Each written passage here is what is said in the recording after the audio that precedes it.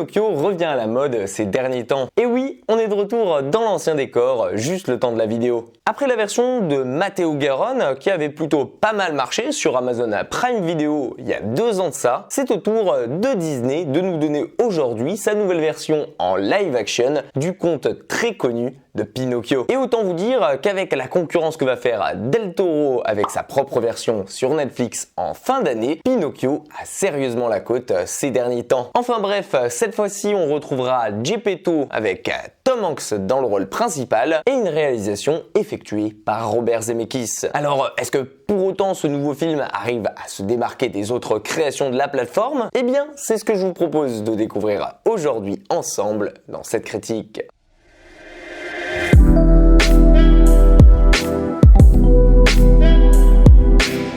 Si vous connaissez l'histoire de Pinocchio ici, une chose est sûre, c'est que vous ne risquez pas d'être dépaysé. Entendez par là que vous découvrirez ici les mêmes personnages, mais aussi la même histoire, quasi trait pour trait. En effet, vous allez suivre Geppetto, alias Tom Hanks, qui travaille sur la réalisation d'un petit pantin de bois. Et s'il met tout son cœur à créer cette marionnette en bois, c'est parce que pour lui, elle représente vraiment quelque chose de particulier. En effet, elle l'aide déjà de une à focaliser toute son énergie, mais aussi à penser et à recréer en quelque sorte le fils qu'il a perdu. Décidant de l'appeler Pinocchio car il l'a sculpté dans un bois de pin, il fait le vœu, le soir même avant de se coucher en face des étoiles, de retrouver un jour son fils perdu. Mais en réalité, il souhaite que ce petit-fils en bois qu'il a créé devienne un véritable petit garçon. Le reste, vous le connaissez par cœur, son vœu va être exaucé, Pinocchio sera transformé en réel petit garçon de bois et Jiminy Cricket va constituer sa conscience. Et bien entendu, il y aura toutes les autres péripéties qui vous attendent et que vous aimez tant. J'entends donc par là que le passage dans le cirque avec Manchefeu est présent, tout autant que la rencontre avec Grand Coquin, le renard manipulateur, le pays des jeux, ainsi que le passage dans La Baleine. Bref,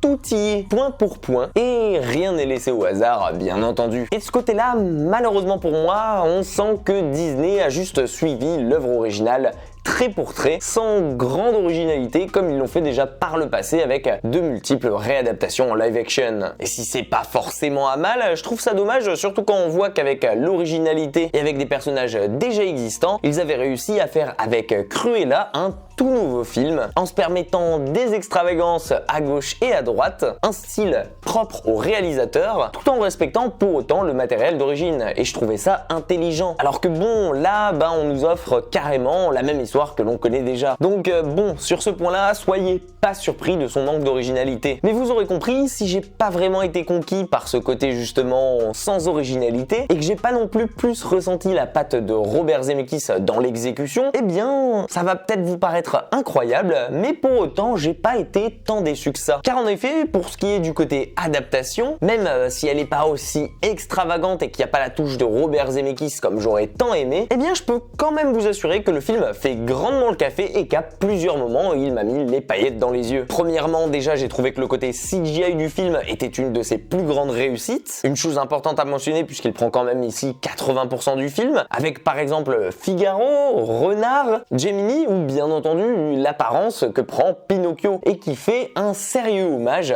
au dessin animé d'origine. Et honnêtement, je tiens à le souligner parce que Disney qui s'applique à faire de jolis effets spéciaux, eh bien c'est assez rare pour être souligné. Une décision que d'ailleurs vous pouvez remarquer n'est pas vraiment la même que chez Marvel. Et on sent justement que le mot d'ordre a été de rendre hommage à leur dessin animé d'origine des années 40. D'ailleurs vous le remarquerez sûrement par vous-même, que ce soit par les personnages mais aussi par les décors du film, et notamment plus précisément le passage qui se passe sur l'île des plaisirs, que ce Pinocchio est magnifique visuellement parlant. Du côté des musiques, j'ai trouvé aussi que c'était une pure réussite. Entendez par là que les nouvelles musiques ont été retravaillées pour l'occasion, que la mise en scène qui les accompagne nous donne envie de les chanter nous aussi, et qu'elles vont nous suivre tout au long du film sans trop nous envahir, et surtout au bon moment. Et bien entendu, je ne peux pas faire le tour de ce film sans parler de Tom Hanks. Et alors là, ça va peut-être être le gros point noir sur le tableau blanc, et à peu près la seule zone d'ombre que j'aurai à vous faire dans cette critique. Car oui, assurément, et même si je suis un grand fan de Tom Hanks, et que je trouve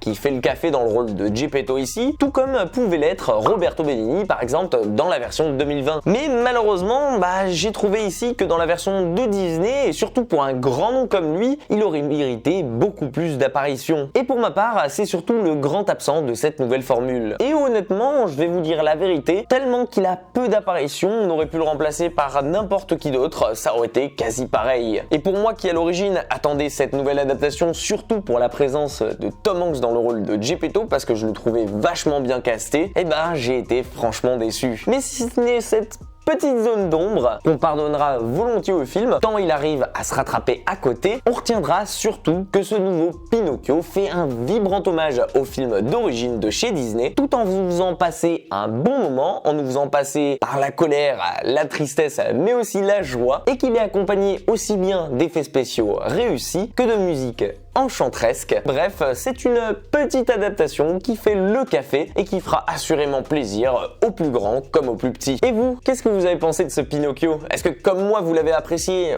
à sa juste valeur? Parce que j'ai un peu l'impression d'être le seul du YouTube ciné à l'avoir apprécié. Et surtout, dites-moi comparé aux autres adaptations de Disney, ce que vous en pensez réellement. Honnêtement, j'ai hâte de savoir votre avis sur le film, qu'il soit positif comme négatif. Faites-moi part en commentaire qu'on puisse en discuter tous ensemble. Si la vidéo vous a plu, comme d'habitude, je vous encourage à la partager et à la liker, ça m'aide à faire grandir la chaîne. Abonnez-vous pour ne pas manquer les prochaines vidéos, surtout qu'il y a du lourd qui arrive la semaine prochaine sur Netflix. Prenez soin de vous et comme d'hab, moi je vous dis à très vite dans une toute nouvelle critique.